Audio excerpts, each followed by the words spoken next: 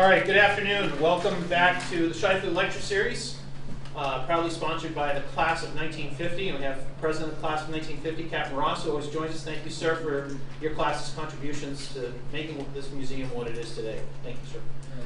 This Shifley Lecture Series is named after Vice Admiral and Mrs. Ralph Shifley. Victoria Kelly graduated summa cum laude and Phi Beta Kappa from Harvard University, a U.S. Mitchell Scholar. She received her MPhil in creative writing from Trinity College in Dublin, Ireland. Went on to earn her MFA in creative writing in 2009 from the Iowa Writers Workshop. Her fiction and poetry have appeared in a number of publications. This is her first novel will come out here in February, is it? March. And it's called Mrs. Houdini, and it's going to be published by Simon & Schuster. Victoria is a two-time Pushcart Prize nominee and has taught creative writing at the University of Iowa and Old Dominion University. And as some of you know who've been coming to our lectures this semester, we've been focusing on Naval Institute authors. And Naval Institute Press has been publishing books for over 100 years, and hers is the first book of poetry that they've published. And this is consequently the first poet we've had for the Shifley Lectures. So Victoria, the floor is yours. Thank you so much for coming to the Academy. Thank you.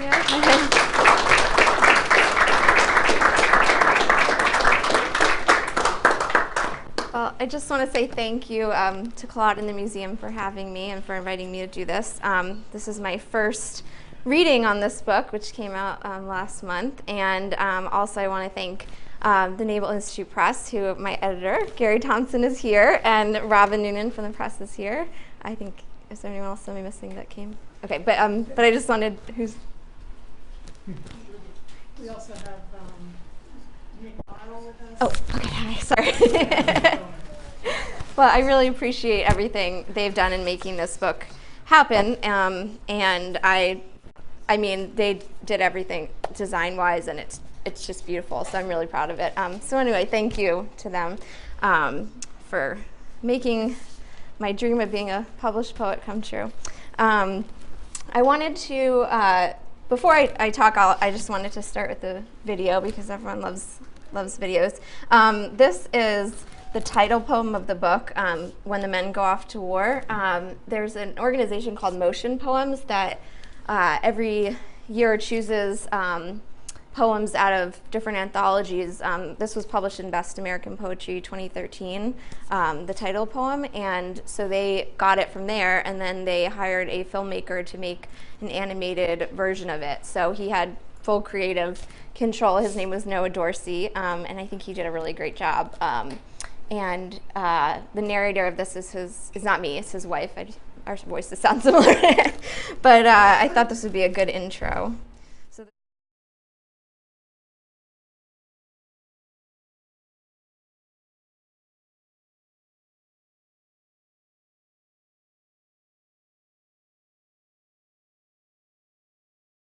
What happens when they leave is that the houses fold up like paper dolls. The children roll up their socks and sweaters and tuck the dogs into little black suitcases.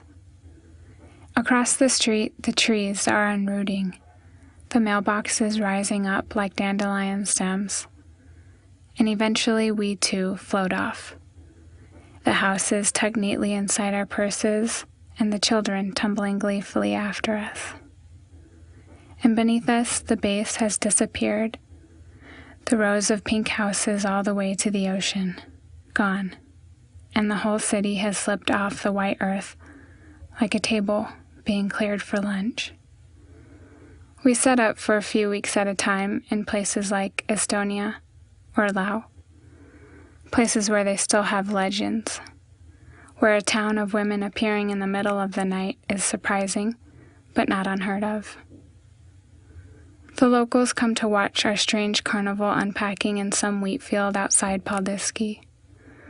We invite them in for coffee, forgetting for a minute that some of our own men won't come home again, and sometimes a wife or two won't either. She'll meet someone else, say, and it's one of those things we don't talk about, how people fall in and out of love, and also what the chaplains are for. And then a few days before the planes fly in, we return. We roll out the sidewalks and make the beds, tether the trees to the yard. On the airfield, everything is as it should be. Our matte red lipstick, the babies blanketed inside strollers. Only our husbands look at us a little sadly, the way people do when they know they have changed, but don't want to say it. Instead they say, "What have you been doing all this time?" And we say, "Oh, you know, the dishes." And they laugh and say, "Thank God some things stay the same." So I was really honored to be a part of that, so I wanted to share that. I'm just going to talk about, first of all, I just want to say thank you also to the mids especially for coming, because I know you guys are really busy. And if you do have to leave, don't feel like you're insulting me by walking out, because I know you have things to do. But I will try and, finish on time here. So I guess let's see, the background of the book. So this is a book about my experience as a Navy spouse, and my husband, who's right here, is a Lieutenant Commander, Will Kelly, and he was class of 2005, 19th Company, and we actually met here when I was 19, and I was a sophomore at Harvard, and I came down for the Foreign Affairs Conference, and he was my roundtable moderator. And we were talking about post-conflict reconstruction in Iraq, which I find really funny because, nothing ever really, I guess some things came of it, and then it all started over again. So, but anyway, that was, I don't even remember what year that was, 2004. So I have been coming to Annapolis for a very long time, and so I've been part of the Navy, I feel like, for a long time. We've been married since 2009, so, and we live in Virginia Beach now, and he is an F-18 pilot, flies out of Oceana. So I just feel like we've been really lucky to have a great experience of being in a lot of different squadrons, and just the experience that I've had just being a part of the spouses clubs throughout these past years has been pretty extraordinary. And I actually am a fiction writer mainly, and I was actually working on a novel back in 2011, and Will had gone on his first deployment on the USS Bush.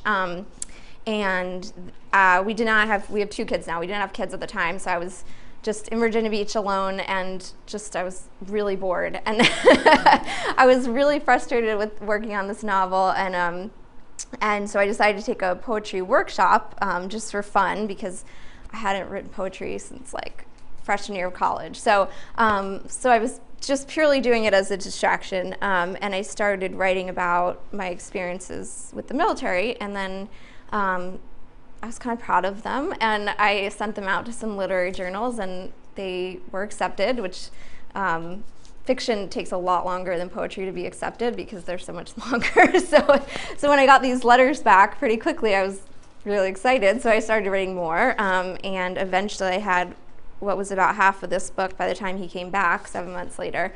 And then over the next few years, I wrote the rest of the book. And so that's kind of how it started. And basically, I ended up dividing into 3 sections: departure, absence, and homecoming. And so it's about the experience of what it's like before they leave, while they're gone, and when they come home.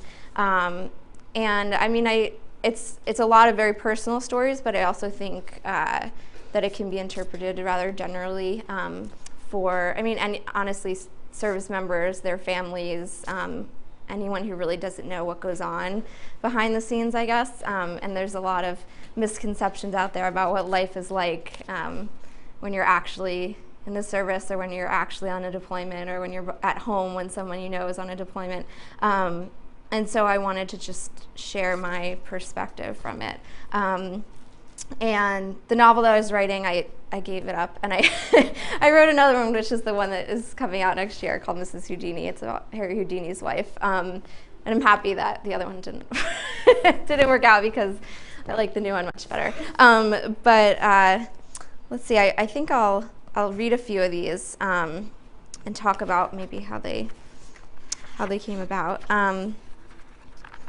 This one is called Lessons. There's a certain way to fold the shirt of a military man, a certain way to wash a flight suit, certain rules to follow at a dining out. Thou shalt not murder the Queen's English. A certain way to tell a super hornet from a hornet. A certain protocol for the phone chain. Certain shoes to wear on an aircraft carrier. Certain magazines you cannot mail abroad. Certain wives who can't keep a secret. Certain husbands whose secrets your husband told you. These are things they don't teach you in public school or at Harvard. You can read Chaucer, but not the bars on a uniform, and you will never understand the acronyms of a weather report or a flight schedule.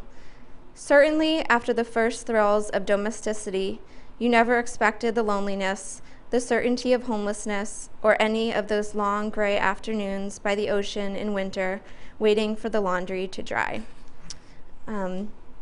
And this obviously is, well, first of all, I still can't tell a super hornet from a hornet when they're in the sky, and I get quizzed on and I fail every time. But anyway, this kind of is, I get a lot of questions about what it was like going to Harvard and then becoming a military spouse. And I'm still very good friends with a lot of my roommates from school, and it's just a world that they just don't understand at all. They're lawyers and doctors, and they live in New York and Boston and LA, and they're not especially interested in the details of it because they're super busy with surgery and all these things. But I get a lot of questions about why what made you want to go into that life and not regret maybe what you had missed out on. But I don't feel like I missed out on anything. I feel like I have special access into this other world that not a lot of people get to see. So, and I've actually had, I think, a more well-rounded experience as a military spouse than I would have if I had, moved to New York and, married someone who worked at Goldman Sachs and, and followed that path that everyone seemed to do that I knew. So this poem was addressing that whole idea, and I really did learn how to speak Chaucer's language. That was one of my classes. We would, speak with the Old English and how he wrote, and I don't remember it anymore. But there, you learn all these things, and then you have to start over, and you feel like an idiot because you don't know ranks or anything that you guys all know, and so I'm still learning. I feel like it's a huge learning curve. So that was where that one came from. I'm going to read one called Annapolis because we're here, and this is about my whole relationship with the city. When I met you, you were one of 1,000 blue-coated boys surging through the gates on a Saturday night. It was April, but there was still a little snow on the grass, and I was young enough to think I was pretty, but not so much that I was troubled by it or enabled. Funny that I can't picture my shoes, only the street underneath them, pitted like the rind of an orange, worn down by 100,000 young men just like you, midshipmen with their covers tipped over their eyebrows, each one knowing they will never belong here more than they do now. For a few hours, the clatter of this liberty is theirs, because it will never look the same as it does on a Saturday night in April before curfew, before June, before the president shakes your hand and you are someone for a moment, before the honeymoon and the arguments of marriage, before carrier landings on dark nights, before you're down in Afghanistan and they want you dead, before the pageantry of your homecoming, before wanting nothing except to go back. To the war, yes, but maybe you would keep going if you could, all the way to the church, or that first flight in Pensacola, or the crowded street where we were just kids who knew nothing, except that there was more, and it would certainly be everything we dreamed of. And this one I feel like I want to dedicate to the mids because I remember what it was like being here dating someone who is going through this whole experience, and you always look out to what's next, and you don't really look at what's going on at the time. And then when you leave, you always look back. And that's so true. And I feel like also that's kind of the same thing that I've noticed about when people go to war, that they come back, and a lot of them, like my husband, they just want to go back. And it's like it sucks you in, and you know, you look forward, and then as soon as you come back, you look back at it. And it's, so I guess if I would just say try and enjoy it while you're here, because you will go out and do amazing things, and it might take 10 years. It might not be your first deployment, and you know, it's just amazing because, you know, things come up, things change so often in the world, and I just, it's funny because when I wrote these, everything in Iraq and Afghanistan was winding down, and there really wasn't a lot going on back in 2011, and then Will just got back from his second deployment, and it was the total opposite case. And it's just, you know, it's just interesting to reflect on why those things happen, and to look back and to come back and visit Annapolis, like we do a lot, and to remember being 19 and walking through the yard, and just thinking about where we would be 10 years later. So I'm going to read one called Standing on the Airfield Before War. This was I had to write this one because there's this moment in my memory that I'll never forget, which is when it was 2007, and we had just, Will had just moved to Pensacola. I was on my way to the University of Iowa, and we were still, you know, dating long distance, and so I was down in Pensacola for a few weeks visiting, and so he had not even started flight school yet, and I remember I went out one morning for a run. I come back, and he is standing on the driveway looking up as the airplanes, as the Blue Angels went by, and it was just this look of like, my God, like, this is amazing. Like, I can't believe I'm standing here, and there's so far for us to go, and it just seemed like maybe it would never happen, and I just still remember coming back and looking and seeing him standing there, like, in his t-shirt and shorts, like, right out of bed, just, like, drawn outside by the noise, and it's just, you know, if you have a dream, it's like, you could see the dream all over his face, so I wrote this one about that. If there is one thing I should say before you go, it should not be about standing on some driveway in Pensacola, baptized by airplanes. It should not be that the house was bare and there was no food, but that we were young and the airplanes were like tiny glass toys in the sky, and there was all of it ahead of us then. There was this whole life. No, if there is only time in this goodbye for one last affirmation, let it not be of that pond blue summer, or letters from home, or romance at all. Let it be of love when it's more than this love, when it's not dazzling or eager or brave, like an old man before a party, fixated on a tie, and his wife waiting patiently in the kitchen, letting him decide.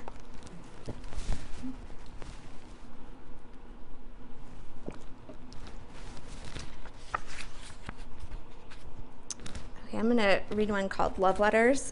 This one was inspired by a news article that I read, it was somebody found, there after, I don't remember which hurricane it was, after some hurricanes, somebody found floating in their pool in the backyard a letter in a bottle someone had written back in the 1940s, that it had somehow been delivered through this hurricane from the ocean to this house, and I just thought that was amazing. So for hundreds of years, women have been writing to men at war.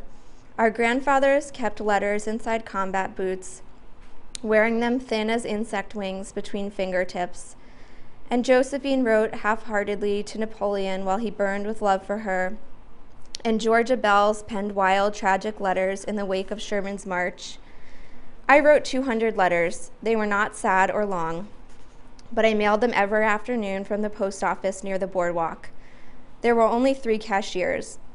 Cheryl, her wit sharp as glass, excuse me, Manny, who broke his leg that summer in Mexico, and Dave, a Cambodian who gave himself an American name but never understood my city accent. Sometimes I dreamed I was the daughter of a small town, 50 years ago perhaps, when all the young wives gathered, waiting for news from men they had been kissing since the first grade. But the sounds of the crowded beach brought me back to this ocean, where a letter tossed into the waves off one continent might be carried by some miracle to the waters of another, or it might turn up a lifetime from now in some swimming pool after a hurricane. The names long since washed away, but some words still intact, the handwriting startling in an age when no one writes by hand anymore. But wars still happen, and people still fall in love with other people, and paper still falls through water unhurriedly, like kings descending a stair.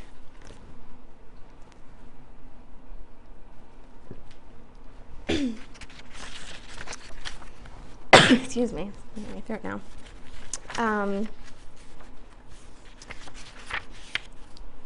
Let's see. Okay, I'm going to read one. This one is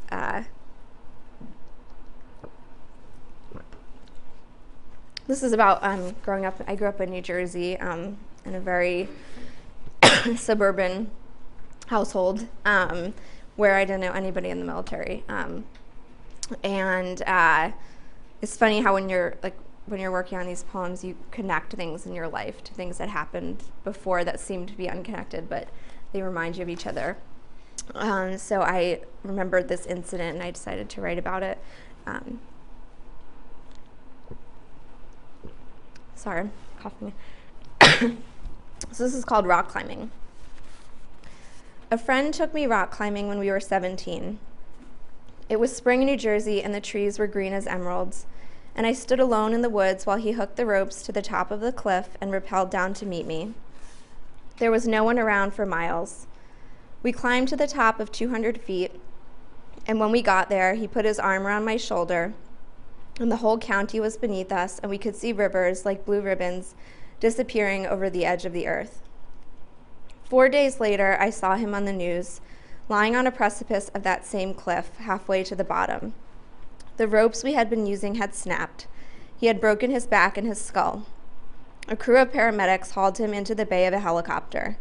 In the hospital, when he was awake, I asked him, desperate for some kind of proof, if he had seen God while he was lying there, worried about dying and things like that. But he only shook his head and told me not to be so provincial. He walked in graduation with our class, but afterward we lost touch. Years later, I heard he was still going back to those same cliffs, still driving the highways of the town I'd left. But I was different. I never climbed again. And I can only see now, one deployment and 1,000 prayers later, how easy it is to say things like that don't happen to people like us. When you know better, you really know better.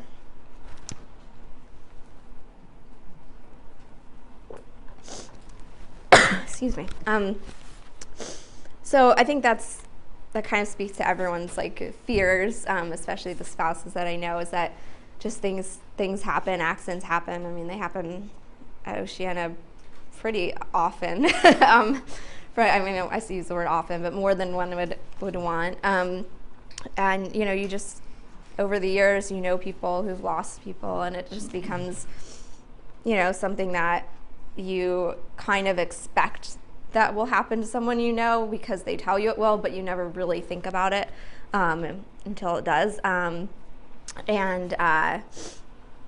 So this kind of reminded me of that incident. I think I wrote this after there was a crash in my husband's squadron that was right near our house, and thankfully everyone survived. But I was actually driving when it happened. I saw it happen, and for those brief few minutes, you really just don't know who it is. You don't know what it was, and it was a scary moment. So I thought back to this time in my life when I was this close to dying, and it was very scary. So let's see. I think I'm gonna stop there and just open it up for questions because I'm having trouble talking. Sorry, I have a cold. But does anyone have any? Thank you. I appreciate that. Does anyone have any questions? Oh, I wondered how much revision goes into your poems. Do you tend to revise and revise and revise, or is the first draft typically pretty close to the last final? For me, I don't revise very much, and I cringe saying that because I went to graduate school for writing, and they would probably crucify me for saying that. But thank God I didn't go for poetry, because then these would have been revised to death probably. I mean, usually it takes me like about a day to write one, and then I'll go back and look at it, and I'll tweak a lot of things. But also down for like several hours and work on one straight through once I have an idea. But I don't revise a whole lot with them. So, yeah. I was wondering if you could talk a little bit about your style and how that developed, and what that process was like. What do you think of that? Well, I mean, I think maybe this is because I went to school for fiction, and it was like a very divided program where there were like the poets and there were the fiction writers, and we knew each other, but we we mostly kept to ourselves. And and so I try and write with a very narrative style. And I mean, my hope is that people can actually understand them and not think of them as these purposely enigmatic poems that people, you know, when you I mean, I taught undergraduates and they hated poetry, and and I know people do. When you go to, you know, in college, they go, oh my God, Shakespeare, really, like, can we please just move on? Or and so I know like people's fear of poetry, so I purposely try and write something that is understandable and not necessarily like poetic as some people think about it. So that's kind of where I come from, is more of like a narrative fiction style. Yeah. Were you inspired by any poets, like Shakespeare or anybody like them? I have been inspired by so many poets, I don't even know where to start. There is a poet named Jean Dubrow who wrote, she's the only one I know who's written something similar to this, which I didn't even know about till I was halfway through this book, but she wrote a book called Stateside about her experience as a military spouse, and that was amazing. And I'm glad I didn't know about it when I started writing this, because then I probably wouldn't have written it, but since then I've come to know her, and she's an amazing poet. But I love, like you asked about, I mean, I love the classic poets. I love Yeats especially. He's one of my favorites. The Irish poets are always on my list. But I mean, I think I always loved poetry. I loved it. I was never one who really hated it. So in high school, I always liked those assignments. So yeah. So in your creative process, when you get just all of a sudden something comes to you, do you stop what you're doing right in that moment and write it down, or get it into a place where you know you're going to be able to go back to it, or do you stop everything and get it all down? And I mean, what is your? Actually, when I wrote the one that was in the video, that one came to me actually.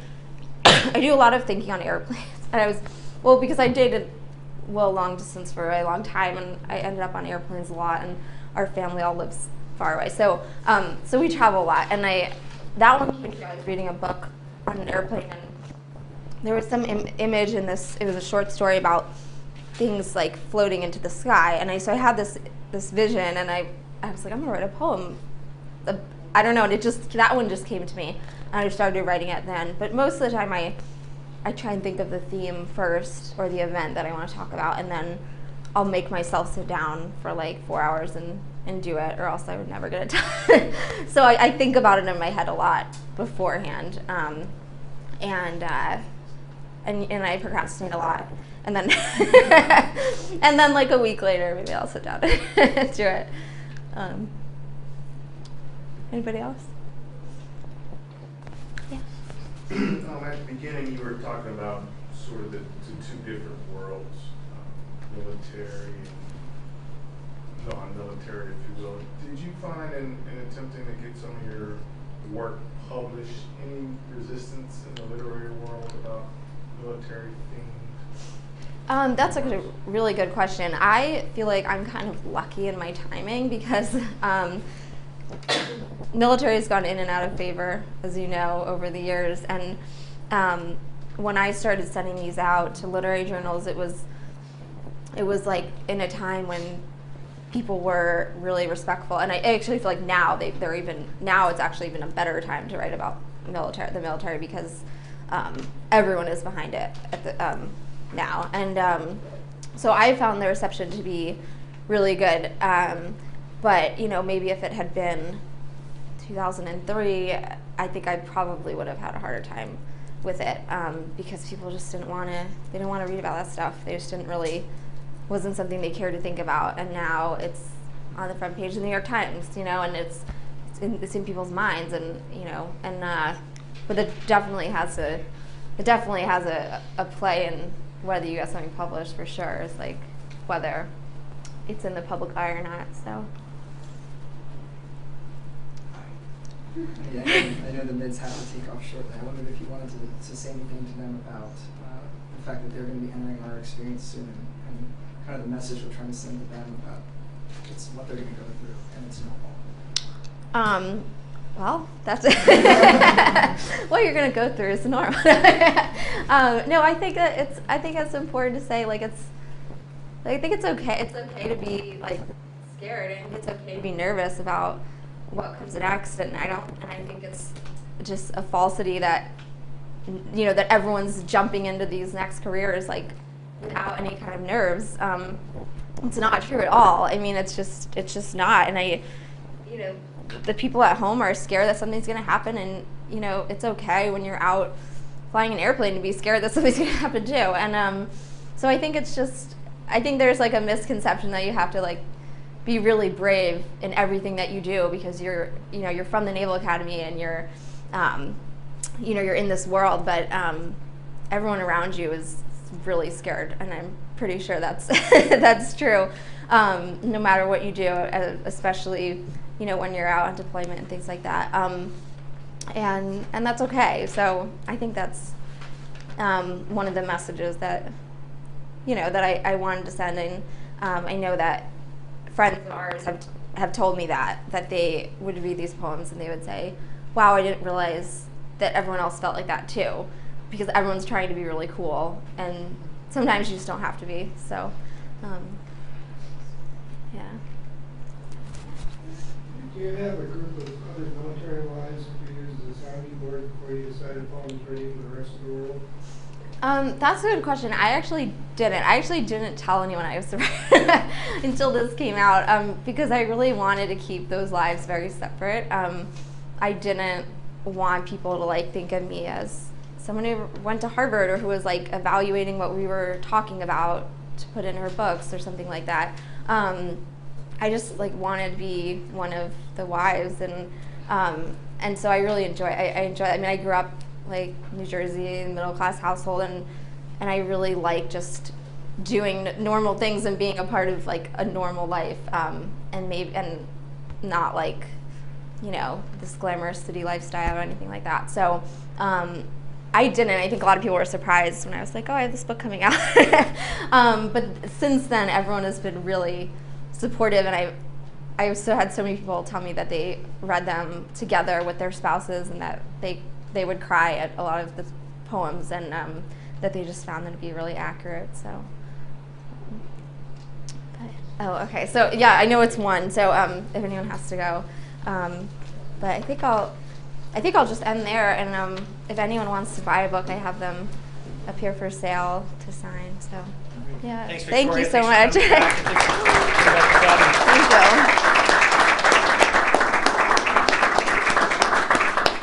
In a couple of weeks, we'll have our final Shifley lecture of the semester, but also for the year. We're going to hold them in advance until next fall, when we'll have lecturers who are Naval Academy graduates who are women, because we're going to have a new special exhibit commemorating 40 years of women at the Naval Academy. So, Victoria, thanks for coming again. for the midshipmen. If you haven't had a chance to see it, in the rear gallery on the first deck, we have our Warrior Writers exhibit, the U.S. Naval Institute. It's a great way to learn about your heritage and why junior officers have been writing about issues, strategies, operations, personnel, other issues for more than 140 years in the pages of proceedings. That's your history. So go learn it, and you can do the same. All right, thank you very much. We'll see you next time.